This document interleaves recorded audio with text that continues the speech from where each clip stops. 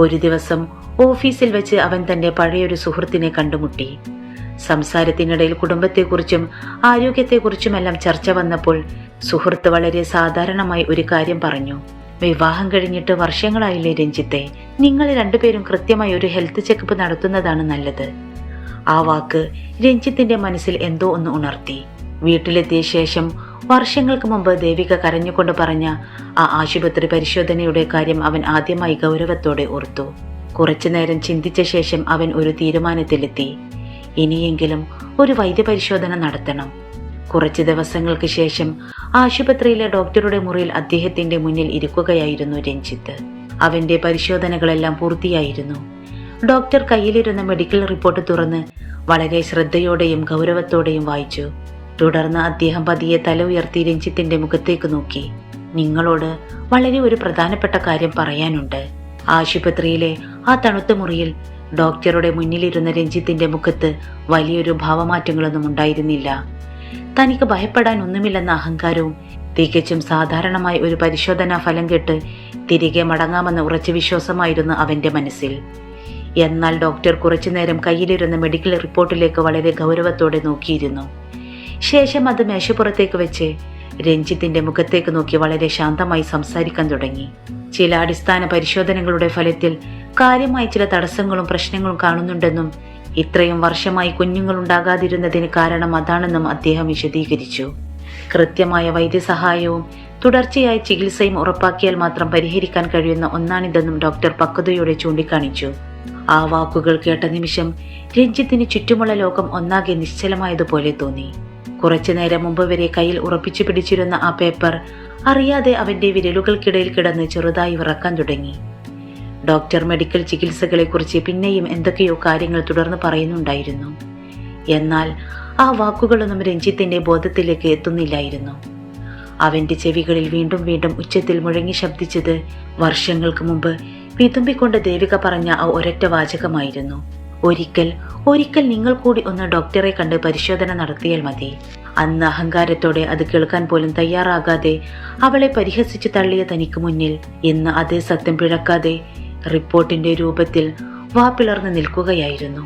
ആശുപത്രിയിൽ നിന്ന് പുറത്തിറങ്ങിയിട്ടും രഞ്ജിത്തിന് സ്വന്തം കാറിൽ കയറാൻ കഴിഞ്ഞില്ല. അവൻ തളർച്ചയോടെ കുറച്ചുനേരം പാർക്കിംഗ് ഏരിയയിലെ മരത്തണലിൽ നിശ്ചലനായി നിന്നു. ജീവിതത്തിൽ ആദ്യമായിട്ടാണ് സ്വന്തം തെറ്റിന്റെയും അഹങ്കാരത്തിന്റെയും ഭാരം അവൻ ഇത്രയും കഠിനമായി അനുഭവിക്കുന്നത്. കാറിന്റെ ഗ്ലാസിൽ പ്രതിഫലിച്ച് സ്വന്തം രൂപത്തിലേക്ക് നോക്കിയപ്പോൾ സ്വയം തിരിച്ചറിയാൻ പോലും അവന് കഴിഞ്ഞില്ല. ഇത്രയും വർഷം ഒരു തെറ്റും ചെയ്യാത്ത നിഷ്കളങ്കയായ സ്വന്തം ഭാര്യയെ ബന്ധുക്കളുടെ മുന്നിൽ വെച്ച് ക്രൂരമായി കുറ്റപ്പെടുത്തിയതും അവളുടെ നിശബ്ദമായ കണ്ണുനീർ കാണാൻ മനഃപൂർവ്വം മനസ്സു കാണിക്കാതിരുന്നതുമെല്ലാം അവന്റെ ഓർമ്മകളിലേക്ക് ഒന്നൊന്നായി കനൽ പോലെ തിരിച്ചെത്തി.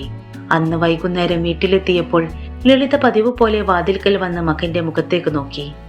എന്നാൽ അന്ന് രഞ്ജിത്തിന്റെ മുഖത്ത് മുമ്പെങ്ങുമില്ലാത്ത വിധം കടുത്ത അസ്വസ്ഥതയും ഇരുണ്ട ഭാവവുമായിരുന്നു. അവൻ ആരോടും അധികം സംസാരിച്ചില്ല. അമ്മ വിളമ്പിവെച്ച ഭക്ഷണം പോലും കഴിക്കാൻ മുതിരാതെ അവൻ നേരെ സ്വന്തം മുറിയിലേക്ക് കയറിപ്പോയി. മേശപ്പുറത്ത് വെച്ച ആ മെഡിക്കൽ റിപ്പോർട്ട് പലതവണ അവൻ കയ്യിലെടുത്ത് തുറന്നു നോക്കി. ഓരോ തവണ വായിക്കുമ്പോഴും ദേവികയുടെ വിതുമ്പുന്ന മുഖം മാത്രമാണ് അവന്റെ മനസ്സിലേക്ക് തള്ളി വന്നത്. വർഷങ്ങൾക്ക് മുമ്പ് ആശുപത്രിയിൽ നിന്ന് മടങ്ങിയെത്തിയ ദിവസം വലിയ പ്രതീക്ഷയോടെ ആ മെഡിക്കൽ റിപ്പോർട്ട് തനിക്ക് നേരെ നീട്ടിപ്പിടിച്ചിരുന്ന അവളുടെ മുഖം, ഒരു തവണയെങ്കിലും തന്നോട് ആശുപത്രിയിൽ പോകാൻ താണുവണങ്ങി അപേക്ഷിച്ചിരുന്ന അവളുടെ ഇടറിയ ശബ്ദം, എല്ലാം അവൻ വീണ്ടും വീണ്ടും ഓർത്തു. അവൾ അന്നെല്ലാം സത്യം മാത്രമാണ് പറഞ്ഞത്. അവൾ ഒരിക്കലും തന്നോട് വഴക്കുണ്ടാക്കാനോ തന്നിലെ കുറ്റങ്ങൾ കണ്ടുപിടിക്കാനോ ശ്രമിച്ചിരുന്നില്ല. സത്യമെന്തെന്ന് രണ്ടുപേരും ഒരുപോലെ തിരിച്ചറിയാൻ മാത്രമാണ് അവൾ ആഗ്രഹിച്ചത്. എന്നാൽ താൻ അവൾക്ക് നൽകിയ മറുപടിയോ തികഞ്ഞ അപമാനവും അവിശ്വാസവുമായിരുന്നു. അന്ന് രാത്രി വർഷങ്ങൾക്ക് ശേഷം ആദ്യമായി രഞ്ജിത്തിന് ഉറങ്ങാൻ കഴിഞ്ഞില്ല. കിടക്കയിൽ ഇരുട്ടിലേക്ക് കണ്ണടച്ചു കിടന്നെങ്കിലും ഉറക്കം അവനിൽ നിന്ന് ഏറെ അകലെയായിരുന്നു. മനസ്സിൽ വീണ്ടും വീണ്ടും തെളിഞ്ഞു വന്നത് തന്റെ വാക്കുകൾ താങ്ങാനാവാതെ ചെറിയൊരു ബാഗുമായി വീടിന്റെ പടിയിറങ്ങിപ്പോയ ദേവികയുടെ രൂപമായിരുന്നു. അന്ന് ഇറങ്ങിപ്പോയ നിമിഷത്തിൽ ഒരു വട്ടം പോലും അവളെ തടയാനോ പോകരുത് എന്ന് പറയാനോ അവൻ ശ്രമിച്ചിരുന്നില്ല. ആ ക്രൂരമായ ഓർമ്മ ഇപ്പോൾ അവന്റെ നെഞ്ചിൽ ഭാരമുള്ളൊരു കല്ല് പോലെ വന്ന് അമരുകയായിരുന്നു. പിറ്റേന്ന് രാവിലെ രഞ്ജിത്ത് ഓഫീസിലേക്ക് പോകാൻ തയ്യാറായില്ല. പകരം ഹാളിലെ സോഫയിൽ തളർന്ന് നിശബ്ദനായിരുന്നു. ദിവസവും കൃത്യസമയത്ത് ജോലിക്ക് പോകുന്ന മകന്റെ ഈ മാറ്റം ലളിതയ്ക്ക് പുതിയൊരു അനുഭവമായിരുന്നു.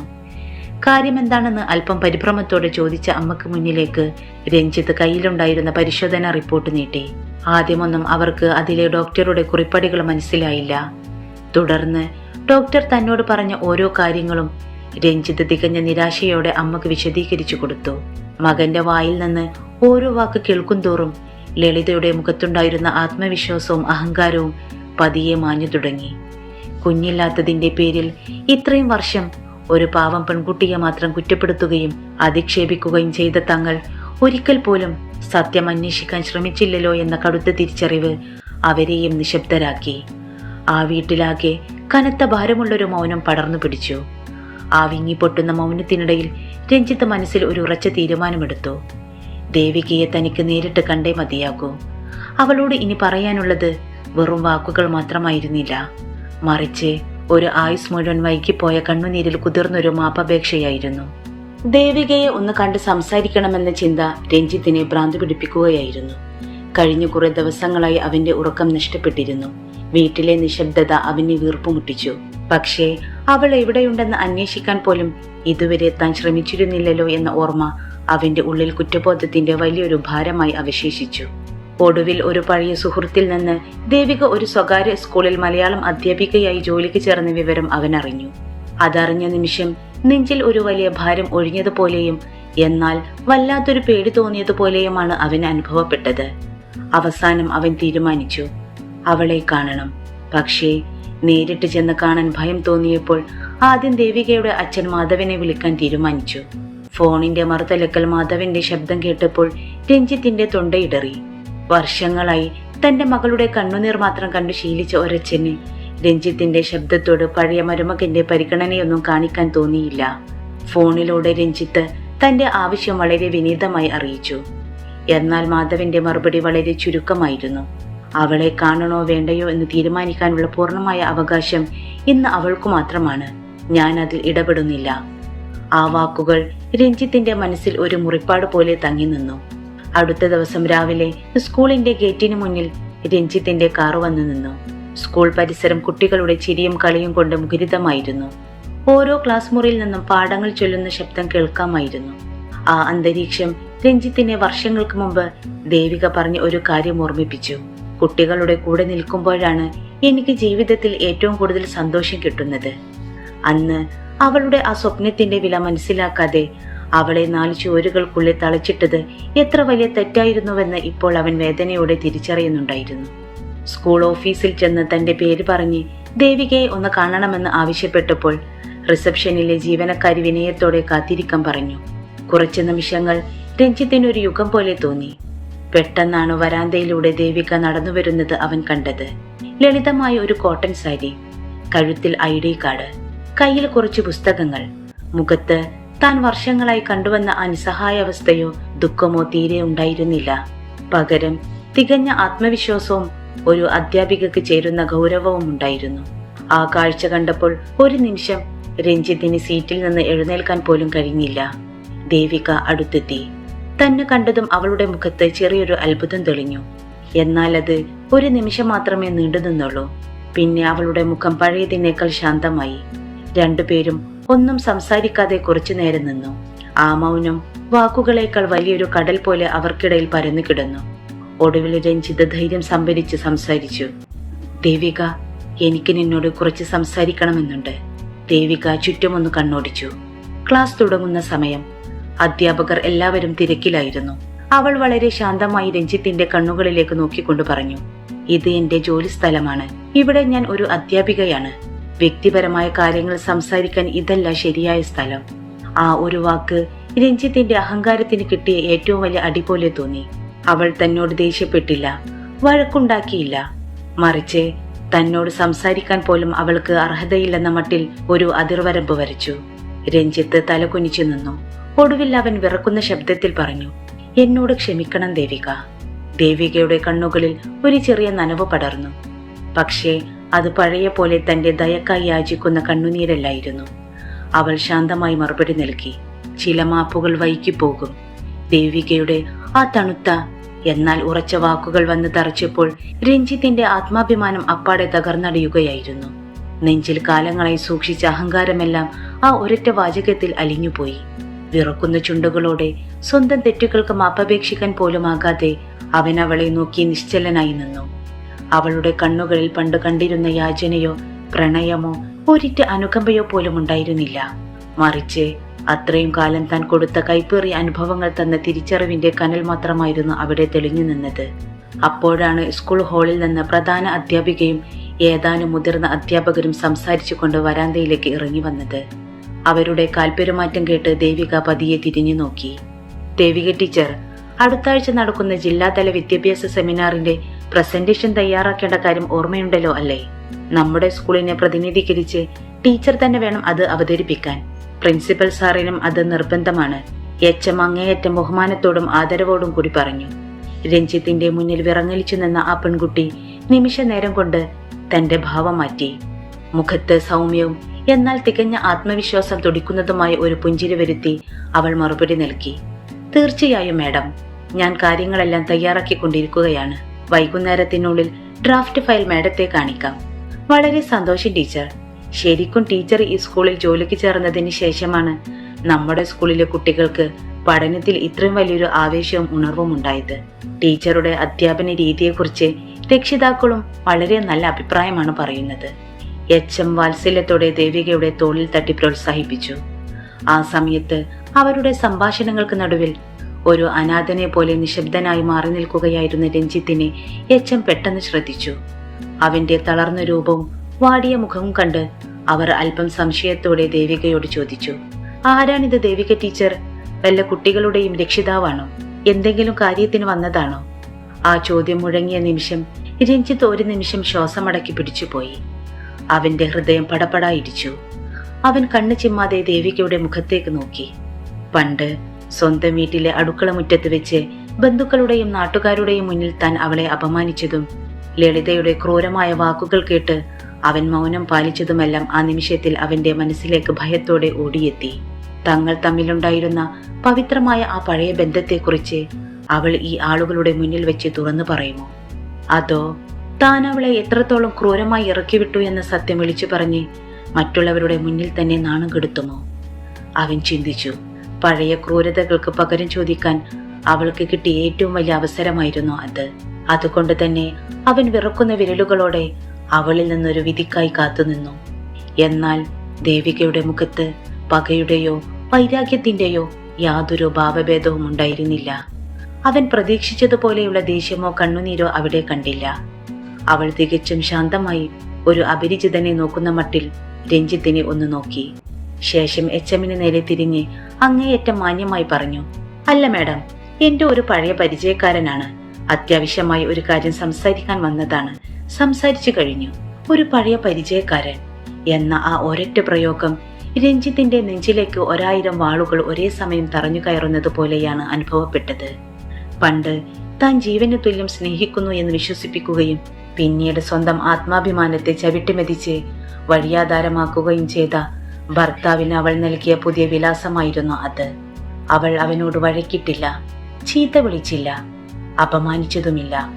മറിച്ച് തന്റെ ജീവിതത്തിൽ ഇനി രഞ്ജിത്ത് എന്ന മനുഷ്യന് ഒരു സ്ഥാനവുമില്ലെന്ന് തികച്ചും മാന്യമായ ഭാഷയിൽ ലോകത്തിന് മുന്നിൽ പ്രഖ്യാപിക്കുകയായിരുന്നു അവൾ.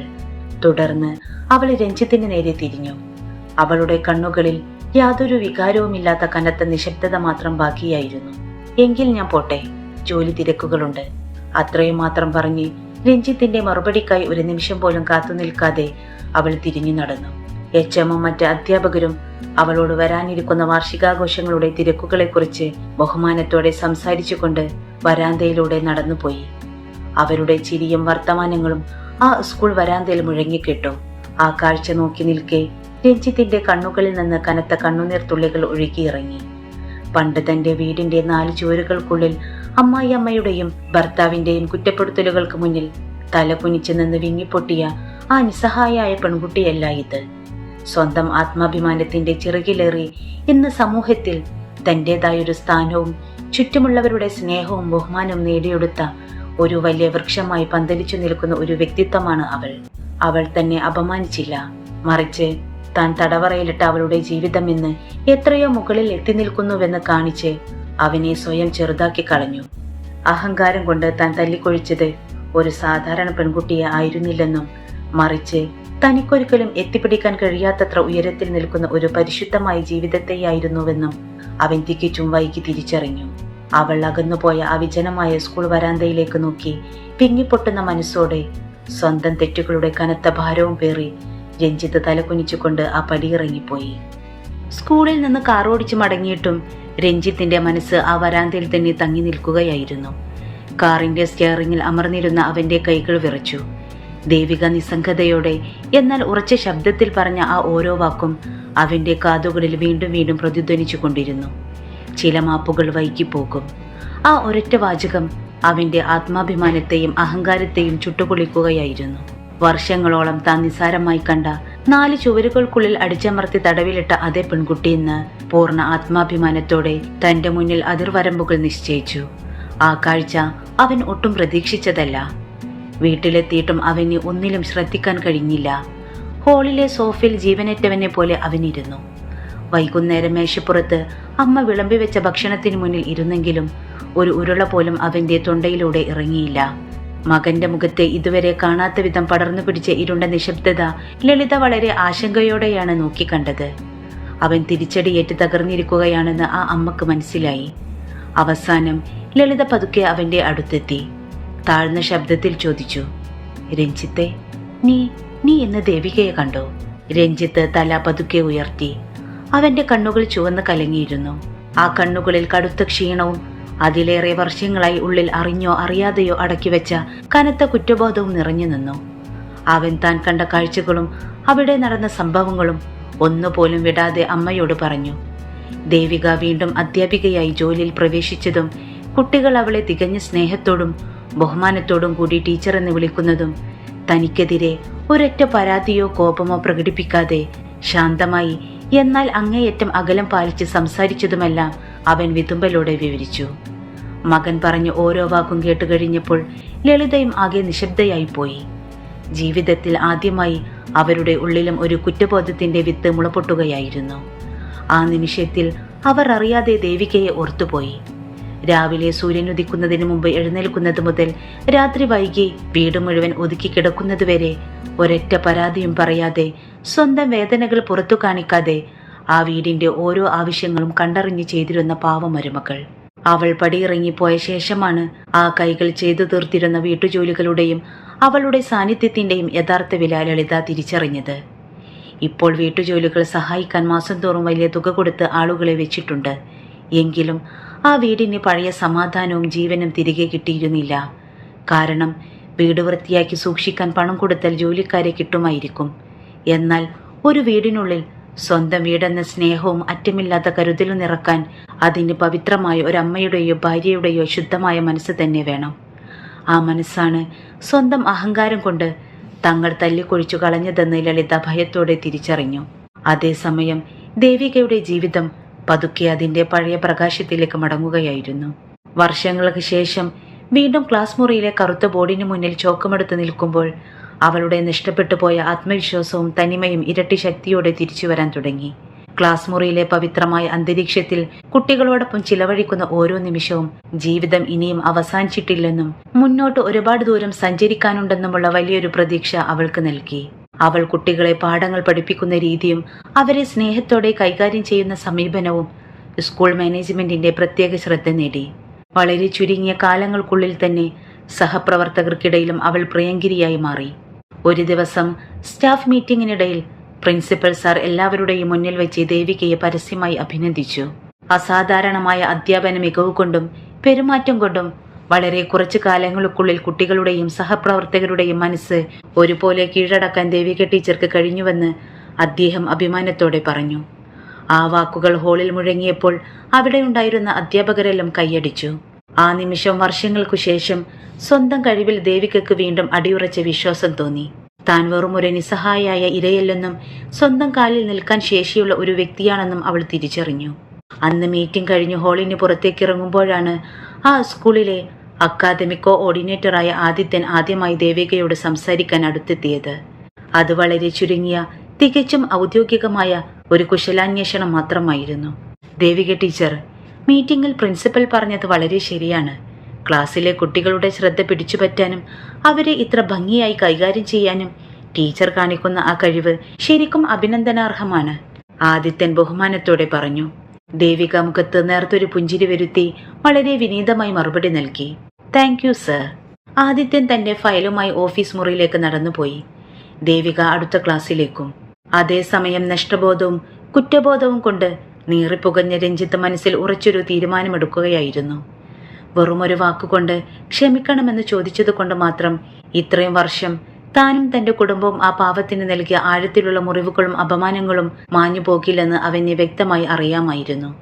എങ്കിലും ഒരൊറ്റ തവണയെങ്കിലും സ്വന്തം കൈകൊണ്ട് തല്ലിക്കെടുത്തിയ ദേവികയുടെ ജീവിതത്തിനും സ്വപ്നങ്ങൾക്കും തന്നാൽ കഴിയുന്ന പ്രായശ്ചിത്തം ചെയ്യണം. അവൾക്ക് നഷ്ടപ്പെട്ട സന്തോഷം തിരികെ നൽകാൻ എന്തെങ്കിലും ചെയ്യണമെന്ന കടുത്ത ആഗ്രഹം അവന്റെ ഉള്ളിൽ ജനിച്ചിരുന്നു. പക്ഷേ രഞ്ജിത്ത് ആ സത്യം തിരിച്ചറിയാൻ വൈകിപ്പോയിരുന്നു. അപ്പോഴേക്കും ദേവിക തന്റെ പഴയ ഓർമ്മകളെയും മുറിവുകളെയും പിന്നിലാക്കി സ്വന്തം ആത്മാഭിമാനത്തിന്റെ തണലിൽ തികച്ചും പുതിയൊരു വഴിയിലൂടെ ഒട്ടും ഇടറാത്ത ചുവടുകളോടെ മുന്നോട്ട് നടക്കാൻ ആരംഭിച്ചിരുന്നു. ദിവസങ്ങൾ ആരും തടഞ്ഞു നിർത്താനാവാത്തവണ്ണം മുന്നോട്ട് പോയിക്കൊണ്ടിരുന്നു. ഓരോ ദിവസം കഴിയും തോറും ദേവിക തന്റെ പഴയ കറുത്ത ജീവിതത്തിന്റെ കൈപ്പുള്ള ഓർമ്മകളിൽ നിന്നും പതിയെ പതിയെ പുറത്തു വന്നുകൊണ്ടിരുന്നു. ഒരിക്കൽ സ്വന്തം ഭർത്താവിന്റെ വീട്ടിലെ അധിക്ഷേപങ്ങൾക്കിടയിൽ ഒതുങ്ങിപ്പോയ അവൾ ഇന്ന് സ്വന്തം അച്ഛന്റെയും അമ്മയുടെയും സ്നേഹത്തണലിൽ ആത്മാഭിമാനത്തോടെ ജീവിക്കുകയായിരുന്നു. രഞ്ജിത്തിന്റെ വീട്ടിൽ നിന്ന് ഇറങ്ങിപ്പോന്ന ആ കറുത്ത നാളുകളിൽ തകർന്നു പോയ മകൾക്ക് വലിയൊരു തണലായി നിന്നത് മാധവനും സുമതിയുമായിരുന്നു. ഇന്ന് മക്കളുടെ മുഖത്ത് പഴയ ചിരിയും ആത്മവിശ്വാസവും തിരികെ വന്നത് കണ്ട് ആ അച്ഛന്റെയും അമ്മയുടെയും ഉള്ളം സന്തോഷം കൊണ്ട് നിറഞ്ഞു. രാവിലെ ഉണരുമ്പോൾ അമ്മ സുമതി സ്നേഹത്തോടെ നൽകുന്ന ചൂടുചായയും ഉമ്മറത്തിരുന്ന് അച്ഛൻ മാധവനൊപ്പമുള്ള പ്രഭാത വർത്തമാനങ്ങളും ദേവികയ്ക്ക് വലിയൊരു ആശ്വാസമായിരുന്നു. അടുക്കളയിൽ അമ്മയെ സഹായിക്കുമ്പോഴും വൈകുന്നേരങ്ങളിൽ അച്ഛനോടൊപ്പം ചെടികൾക്ക് വെള്ളമൊഴിക്കുമ്പോഴും തന്റെ രണ്ടാം ജന്മമാണ് ഇതെന്ന് ദേവികയ്ക്ക് തോന്നി. എന്റെ മോൾക്ക് ഇനി ആരുടെയും മുന്നിൽ തലകുനിക്കേണ്ടി വരില്ല എന്ന് പറഞ്ഞ് അച്ഛൻ അവളുടെ തലയിൽ തലോടുമ്പോൾ നഷ്ടപ്പെട്ടു പോയെന്ന് കരുതിയ തണലെല്ലാം തിരികെ കിട്ടിയതുപോലെ അവൾക്ക് അനുഭവപ്പെട്ടു. സ്വന്തം വീടിന്റെ ഈ പവിത്രമായ ശാന്തതയിലാണ് അവൾ യഥാർത്ഥ സമാധാനം കണ്ടെത്തിയത്. അതേസമയം ചിറ്റൂരിലെ രഞ്ജിത്തിന്റെ ജീവിതം ഓരോ ദിവസം കഴിയും തോറും കൂടുതൽ ഇരുണ്ടതും ശൂന്യവുമായി മാറിക്കൊണ്ടിരുന്നു. ഓഫീസിൽ ജോലിയിലായിരിക്കുമ്പോഴും വീട്ടിലെ ശൂന്യമായ മുറികളിൽ തനിച്ചിരിക്കുമ്പോഴും അവൻ ചെയ്ത അനീതിയുടെ ഭാരം അവനെ വല്ലാതെ വേട്ടയാടി. ഒരു ദിവസം മുറിയിലെ പഴയ അലമാര തുറന്ന് ഏതോ സുപ്രധാന ഫയൽ അന്വേഷിക്കുന്നതിനിടെ മേൽത്തട്ടിരുന്ന ഒരു പഴയ കവറിൽ നിന്ന് ചില ചിത്രങ്ങൾ യാദൃശ്ചികമായി താഴേക്കു വീണു. വിവാഹം കഴിഞ്ഞ ആദ്യ വർഷങ്ങളിൽ സന്തോഷത്തിന്റെ ദിനങ്ങളിൽ അവർ ഒന്നിച്ചെടുത്ത ചിത്രങ്ങളായിരുന്നു അവ. ഏതോ യാത്രക്കിടെ കടൽ തീരത്ത് നിന്ന് പൊട്ടിച്ചിരിക്കുന്ന ദേവിക, കനത്ത മഴയിൽ നനഞ്ഞ കുട്ടികളെ പോലെ സന്തോഷിക്കുന്ന ദേവിക, തന്റെ കൈപിടിച്ച് ജന്മദിന കേക്ക് മുറിക്കുന്ന ദേവിക. ആ ഓരോ ചിത്രത്തിലും അവളുടെ കണ്ണുകളിൽ തിളങ്ങി നിന്നത് ഒടുങ്ങാത്ത പ്രതീക്ഷ മാത്രമായിരുന്നു. ആ ചിത്രങ്ങളിലേക്ക് നിശ്ചലനായി നോക്കി നിന്ന രഞ്ജിത്തിന് വല്ലാത്തൊരു യാഥാർത്ഥ്യം ബോധ്യപ്പെട്ടു. ഈ ചിത്രങ്ങളിൽ തിളങ്ങിയിരുന്ന ആ നിഷ്കളങ്കമായ ചിരിയും സന്തോഷവും ക്രൂരമായി തല്ലിക്കെടുത്തിയത് മറ്റാരുമല്ല, അത് താനും തന്റെ അഹങ്കാരവും മാത്രമായിരുന്നു. ആ കുറ്റബോധം അവന്റെ നെഞ്ചിൽ മുള്ളുപോലെ തറഞ്ഞു കയറി. അന്ന് വൈകുന്നേരം ലളിത മകന്റെ മുറിയിലേക്ക് പതിയെ നടന്നെത്തി. മകന്റെ തളർന്ന ഇരിപ്പും അവൻ കയ്യിൽ പിടിച്ചിരുന്ന ആ പഴയ ചിത്രങ്ങളും അവർ കണ്ടു. വിറക്കുന്ന ശബ്ദത്തിൽ അവർ പറഞ്ഞു, മോനെ, നമുക്ക് വലിയൊരു തെറ്റ് പറ്റിപ്പോയി മോനെ. അവൾ എത്ര നല്ല കുട്ടിയായിരുന്നുവെന്ന് അവൾ ഈ വീടിന്റെ പടിയിറങ്ങിപ്പോയ ശേഷമാണ് എനിക്ക് മനസ്സിലായത്. വീതുമ്പലോടെ അമ്മ പറഞ്ഞ ആ വാക്കുകൾ കേട്ടതോടെ രഞ്ജിത്തിന്റെ ഉള്ളിലെ സങ്കടവും പശ്ചാത്താപവും അണപ്പൊട്ടിയൊഴുകി. താൻ നൽകിയ അപമാനങ്ങൾക്ക് പ്രായശ്ചിത്തമായി ദേവികയ്ക്ക് ഇനി പൂർണ്ണമായ സ്വാതന്ത്ര്യം നൽകുകയാണ് വേണ്ടതെന്ന് രഞ്ജിത്ത് തിരിച്ചറിഞ്ഞു. അവളിലേക്കിനി അധികാരവുമായി താൻ ചെല്ലുന്നത് അനീതിയാണ്. അതിനാൽ അവൾക്ക് ആഗ്രഹമുള്ള ഒരു ജീവിതം തിരഞ്ഞെടുക്കാനുള്ള പൂർണ്ണ സ്വാതന്ത്ര്യം നൽകിക്കൊണ്ട് നിയമപരമായി ബന്ധം വേർപ്പെടുത്താനുള്ള രേഖകളിൽ അവൻ ഒപ്പുവെച്ചു. ഇനി ഒരിക്കലും അവളുടെ സ്വാതന്ത്ര്യത്തിന് താൻ തടസ്സമാക്കില്ലെന്ന ഉറപ്പോടെ അഭിഭാഷകൻ മുഖേന അവൻ ആ രേഖകൾ ദേവികയുടെ വീട്ടിലേക്ക് അയച്ചു കൊടുത്തു. രേഖകൾ കയ്യിൽ കിട്ടിയപ്പോൾ ഒരു നിമിഷം ആലോചിച്ച ശേഷം ദേവിക തന്റെ അച്ഛനെ നോക്കി പുഞ്ചിരിച്ചു. പണ്ട് പേടിയോടെ തലകുനിച്ചു നിന്ന അതേ ബന്ധത്തിൽ നിന്ന് യാതൊരു തടസ്സങ്ങളുമില്ലാതെ താൻ പൂർണ്ണമായി സ്വതന്ത്രയായെന്ന തിരിച്ചറിവ് അവൾക്ക് ലഭിച്ചു. പതറാത്ത കൈകളോടെ അവൾ ആ രേഖകളിൽ ഒപ്പുവെച്ചു. തന്റെ അച്ഛന്റെയും അമ്മയുടെയും കരുതൽ നിറഞ്ഞ തണലിൽ ഭൂതകാലത്തിന്റെ അവസാന ചെങ്ങലയും പൊട്ടിച്ചെറിഞ്ഞ് സ്വന്തം ആത്മാഭിമാനത്തിന്റെയും സ്വാതന്ത്ര്യത്തിന്റെയും പുതിയൊരു ലോകത്തേക്ക് ദേവിക ചിറകടിച്ചുയർന്നു. മാതാപിതാക്കളുടെ പുഞ്ചിരിയിൽ സന്തോഷം കണ്ടെത്തിക്കൊണ്ട് സ്വന്തം കാലിൽ ഉറച്ചുനിന്ന് അവൾ തന്റെ രണ്ടാം ജീവിതത്തിലേക്ക് കൂടുതൽ കരുത്തോടെ നടന്നു നീങ്ങി. ദിവസങ്ങളും മാസങ്ങളും തടസ്സങ്ങളില്ലാതെ മുന്നോട്ടു പോയിക്കൊണ്ടിരുന്നു. രഞ്ജിത്തുമായുള്ള ആ കൈപ്പേറിയ ഭൂതകാലത്തെ പൂർണ്ണമായി പിന്നിലാക്കി ദേവിക തന്റെ അധ്യാപന ജീവിതത്തിൽ ആത്മാർത്ഥമായി മുഴുകി. ഓരോ ദിവസവും സ്കൂളിലേക്ക് ഇറങ്ങുമ്പോൾ അവൾക്ക് മുന്നിൽ ഒരു വലിയ ലക്ഷ്യമുണ്ടായിരുന്നു. തന്റെ കാലടികൾ ഇനി ഒരിക്കലും ഇടറരുത്. സ്കൂളിലെ കുരുന്നുകളുടെ പുഞ്ചിരിയും കവിതകൾ ചൊല്ലിക്കൊടുക്കുമ്പോൾ അവരുടെ കണ്ണുകളിൽ കാണുന്ന തിളക്കവും അവളിലെ അധ്യാപികക്ക് നൽകിയ ആവേശം ചെറുതായിരുന്നില്ല. ഈ അതിജീവനത്തിന്റെ പാതയിൽ സ്കൂളിലെ അക്കാദമിക് കോർഡിനേറ്ററായ ആദിത്യൻ വിശ്വസ്തനായ ഒരു സുഹൃത്തായും വഴികാട്ടിയായും കൂടെയുണ്ടായിരുന്നു. ഒരു കാലത്തും അവൻ അവളുടെ സ്വകാര്യതയിലേക്ക് അതിക്രമിച്ചു കയറാനോ ഭൂതകാലത്തെ പറ്റി ചോദിച്ച് ആ മുറിവുകൾ വീണ്ടും കുത്തിപ്പോക്കാനോ തുനിഞ്ഞില്ല. പകരം ഒരു അധ്യാപിക എന്ന നിലയിൽ അവളുടെ കഴിവുകളെയും ആശയങ്ങളെയും അവൻ അങ്ങേയറ്റം ബഹുമാനിച്ചു. സ്കൂളിലെ സാംസ്കാരിക പരിപാടികളും അക്കാദമിക് പ്രൊജക്റ്റുകളും ആസൂത്രണം ചെയ്യുമ്പോൾ അവൾക്ക് അർഹിക്കുന്ന പ്രാധാന്യം അവൻ നൽകി. ഒരു സ്ത്രീക്ക് വേണ്ടത് സഹതാപമല്ല, മറിച്ച് അർഹിക്കുന്ന ആദരവാണെന്ന് ആദിത്യന്റെ പെരുമാറ്റം ദേവികയെ ഓർമ്മിപ്പിച്ചുകൊണ്ടിരുന്നു. ദിവസങ്ങൾ കടന്നുപോകെ ദേവികയോടുള്ള ആദരവും ഇഷ്ടവും ആദിത്യന്റെ ഉള്ളിൽ ആഴത്തിൽ വേരൂന്നിയിരുന്നു.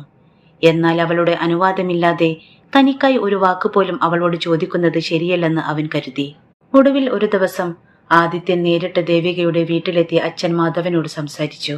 എനിക്ക് ദേവികയോട് വലിയ ബഹുമാനവും ആത്മാർത്ഥമായ ഇഷ്ടവുമുണ്ട്. അവളുടെ സമ്മതമുണ്ടെങ്കിൽ അച്ഛന്റെയും അമ്മയുടെയും ആശീർവാദത്തോടെ അവളെ എനിക്ക് ജീവിത പങ്കാളിയാക്കാൻ ആഗ്രഹമുണ്ട്. ആദിത്യൻ തികഞ്ഞ പക്വതയോടെയും മാന്യതയോടെയും പറഞ്ഞു. പക്ഷേ അവളുടെ മനസ്സ് പൂർണ്ണമായി ഒരു പുതിയ ജീവിതത്തിന് തയ്യാറാണെങ്കിൽ മാത്രമേ നമ്മൾ ഇതിലേക്ക് കടക്കാവൂ. അവളുടെ സ്വാതന്ത്ര്യത്തെയോ സ്വപ്നങ്ങളെയോ തടയുന്ന ഒന്നാകില്ല എന്റെ സാന്നിധ്യം. മകൾക്ക് ലഭിക്കാവുന്ന ഏറ്റവും മാന്യമായ പങ്കാളിയാണ് ആദിത്യനെന്ന് തിരിച്ചറിഞ്ഞ മാധവന്റെയും സുമതിയുടെയും ഉള്ളം സന്തോഷം കൊണ്ട് നിറഞ്ഞു. അവർ ഈ വിഷയം ദേവികയോട് സംസാരിച്ചു. ആദിത്യന്റെ വാക്കുകൾ ദേവികയുടെ ഹൃദയത്തിൽ വലിയൊരു ഉറപ്പും സുരക്ഷിതത്വവും നൽകി. പഴയ ബന്ധത്തിൽ താൻ അനുഭവിച്ച ക്രൂരതകൾക്കും അവഗണനകൾക്കും പകരം ആദിത്യൻ നൽകുന്നത് പവിത്രമായ സ്നേഹവും ബഹുമാനവുമാണെന്ന് അവൾ തിരിച്ചറിഞ്ഞു. മാതാപിതാക്കളുടെയും പ്രിയപ്പെട്ടവരുടെയും ആശീർവാദത്തോടെ വളരെ ലളിതമായ ചടങ്ങിൽ ദേവികയും ആദിത്യനും ഒന്നായി. 2 വർഷങ്ങൾക്ക് ശേഷം സ്കൂളിന്റെ 20ാം വാർഷികാഘോഷം ഓഡിറ്റോറിയത്തിൽ പ്രൗഢഗംഭീരമായി നടക്കുകയായിരുന്നു. കുട്ടികളുടെ കലാപരിപാടികൾക്കും വിശിഷ്ടാതിഥികളുടെ പ്രസംഗങ്ങൾക്കു ശേഷം വർഷത്തിലെ മികച്ച അധ്യാപികക്കുള്ള ബെസ്റ്റ് ടീച്ചർ പുരസ്കാരം പ്രഖ്യാപിക്കുന്ന നിമിഷമെത്തി. മൈക്കിലൂടെ ആ പ്രഖ്യാപനം മുഴങ്ങി. ഈ വർഷത്തെ മികച്ച അധ്യാപികക്കുള്ള പുരസ്കാരം ദേവിക ടീച്ചർക്ക്. ഓഡിറ്റോറിയത്തിൽ കനത്ത കയ്യടികൾ ഉയർന്നു കേട്ടു. പതറാത്ത ചുവടുകളോടെ സാരിത്തുമ്പ് ഒതുക്കിപ്പിടിച്ച് ദേവിക വേദിയിലേക്ക് നടന്നു. ആ നിമിഷത്തിൽ അവളുടെ മനസ്സിലൂടെ വർഷങ്ങൾക്ക് മുമ്പുള്ള ഒരു മഴയുള്ള രാത്രി കടന്നുപോയി. കയ്യിൽ ചെറിയൊരു ബാഗും പേറി കരഞ്ഞു കലങ്ങിയ കണ്ണുകളോടെ രഞ്ജിത്തിന്റെ വീടിന്റെ പടിയിറങ്ങിപ്പോയ അതേ ദേവിക. എന്നാൽ ഇന്ന് അവളുടെ കണ്ണുകളിൽ കണ്ണീരായിരുന്നില്ല, മറിച്ച് ഒരു പോരാളി നേടിയെടുത്ത വിജയത്തിന്റെ തിളക്കമായിരുന്നു. പുരസ്കാരം ഏറ്റുവാങ്ങി താഴെ സദസ്സിലേക്ക് നോക്കിയപ്പോൾ ആദിത്യൻ തങ്ങളുടെ കയ്യിലിരിക്കുന്ന കൊച്ചുമാലാഖയെ ചേർത്ത് പിടിച്ച് അഭിമാനത്തോടെ തനിക്ക് വേണ്ടി കൈയടിക്കുന്നത് അവൾ കണ്ടു. ആ കണ്ണുകളിൽ വിരിഞ്ഞു നിന്നത് അളവറ്റ ആദരവായിരുന്നു. തന്റെ ജീവിതത്തിലെ ഏറ്റവും വലിയ തണലായി നിൽക്കുന്ന ഭർത്താവിനെയും കുഞ്ഞിനെയും നോക്കി അവൾ വാനോളം പുഞ്ചിരിച്ചു.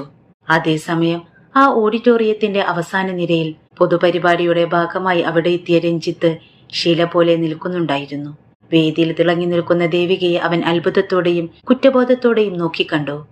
ഒരിക്കൽ തന്റെ വീട്ടിലെ അടുക്കളയിൽ പുകപടലങ്ങൾക്കിടയിൽ കണ്ണീരൊഴുക്കിയ അമ്മായിയമ്മയുടെയും തന്റെയും കുറ്റപ്പെടുത്തലുകൾക്ക് മുന്നിൽ തലകുനിച്ചു നിന്ന ആ പാവം ദേവികയല്ലേ ഇത്? ഇന്ന് അവൾ ലോകത്തിനു മുന്നിൽ ആത്മാഭിമാനത്തിന്റെ കൊടുമുടിയേറി നിൽക്കുന്നു. വേദിക്ക് താഴെ അവൾക്ക് ആദരവോടെ കൂട്ടായി നിൽക്കുന്ന ഭർത്താവും കുഞ്ഞുമടങ്ങുന്ന ഒരു സുന്ദര ലോകം കണ്ടപ്പോൾ രഞ്ജിത്തിന്റെ നെഞ്ചിൽ വാളുകൾ തറഞ്ഞു കയറുന്നത് പോലെ തോന്നി. അന്ന് അവൾക്ക് താനില്ലാതെ നിലനിൽപ്പില്ലെന്ന് അവൻ അഹങ്കരിച്ചു. എന്നാൽ ഇന്ന് തനിക്ക് തിരിഞ്ഞു നോക്കേണ്ട ആവശ്യം പോലുമില്ലാത്ത വിധം സ്വയം നിർമ്മിച്ചെടുത്ത മനോഹരമായൊരു ജീവിതത്തിലായിരുന്നു അവൾ. രഞ്ജിത്തിന്റെ കണ്ണുകളിൽ നിന്നും സങ്കടത്തിന്റെ കണ്ണീർ തുള്ളികൾ ഇറ്റുവീണു. എങ്കിലും അവൻ അവളോട് സംസാരിക്കാൻ മുതിർന്നില്ല. കാരണം അവൾ നേടിയെടുത്ത ആ സമാധാനത്തിലേക്ക് വീണ്ടും തന്റെ കറുത്ത നിഴൽ വീഴ്ത്തുന്നത് അനീതിയാണെന്ന് അവൻ ഭയന്നു. തല കുനിച്ചുകൊണ്ട് അവൻ ആ ഓഡിറ്റോറിയത്തിന്റെ പടിയിറങ്ങി. ചടങ്ങ് കഴിഞ്ഞ് ദേവിക വേദിയിൽ നിന്ന് താഴെ ഇറങ്ങി. കുഞ്ഞിനെ വാത്സല്യത്തോടെ വാങ്ങി ആദിത്യന്റെ അരികിലേക്ക് നടന്നു. അവൾ ഒരിക്കൽ പോലും പുറകിലേക്ക് തിരിഞ്ഞു നോക്കിയില്ല. ഭൂതകാലത്തിന്റെ ഓർമ്മകൾക്ക് ഇനി അവളുടെ ജീവിതത്തിൽ ഒരു സ്ഥാനവുമില്ലായിരുന്നു. രാത്രിയിൽ വീട്ടിലെത്തിയ ശേഷം കുഞ്ഞിനെ തൊട്ടിലിൽ കിടത്തി ഉറക്കിക്കൊണ്ടിരിക്കുമ്പോൾ ദേവിക ജനലിലൂടെ പുറത്തേക്ക് നോക്കി. പുറത്ത് തണുത്ത മഴ പെയ്യുന്നുണ്ടായിരുന്നു. വർഷങ്ങൾക്ക് മുമ്പ് ഇതേപോലൊരു മഴയുള്ള രാത്രിയിലാണ് താൻ ആ വീട്ടിൽ നിന്ന് ഇറങ്ങിപ്പോയതെന്ന് അവൾ ഓർത്തു. അന്ന് മുന്നിൽ എന്താണെന്നോ എങ്ങോട്ട് പോകണമെന്നോ അവൾക്ക് അറിയില്ലായിരുന്നു. പക്ഷേ അന്നവൾ ഒരൊറ്റ കാര്യം മാത്രം കൃത്യമായി ചെയ്തു. സ്വന്തം ആത്മാഭിമാനം പണയം വെക്കാതെ അവൾ വാതിൽ തുറന്ന് പുറത്തേക്ക് നടന്നു. ആ ഒരൊറ്റ ഉറച്ച തീരുമാനമാണ് പ്രകാശപൂർണമായ ഈ ജീവിതത്തിലേക്ക് അവളെ എത്തിച്ചത്. ഈ ജീവിതം ആരും അവൾക്ക് ദാനമായി നൽകിയതല്ല, മറിച്ച് സ്വന്തം ആത്മാഭിമാനത്തിന്റെയും അധ്വാനത്തിന്റെയും കരുത്തിൽ അവൾ തന്നെ പോരാടി നേടിയതായിരുന്നു. പ്രിയമുള്ളവരെ, ഈ കഥ നിങ്ങൾക്ക് ഇഷ്ടപ്പെട്ടുവെങ്കിൽ ദയവായി ഒന്ന് ലൈക്ക് ചെയ്ത് സപ്പോർട്ട് ചെയ്യുക. ഇതിനെക്കുറിച്ചുള്ള നിങ്ങളുടെ അഭിപ്രായങ്ങൾ താഴെ കമന്റ് ചെയ്യുക. കൂടുതൽ വീഡിയോകൾക്കായി ചാനൽ ഇപ്പോൾ തന്നെ സബ്സ്ക്രൈബ് ചെയ്യുക. പുതിയ കഥയുമായി വീണ്ടും കാണാം. നന്ദി.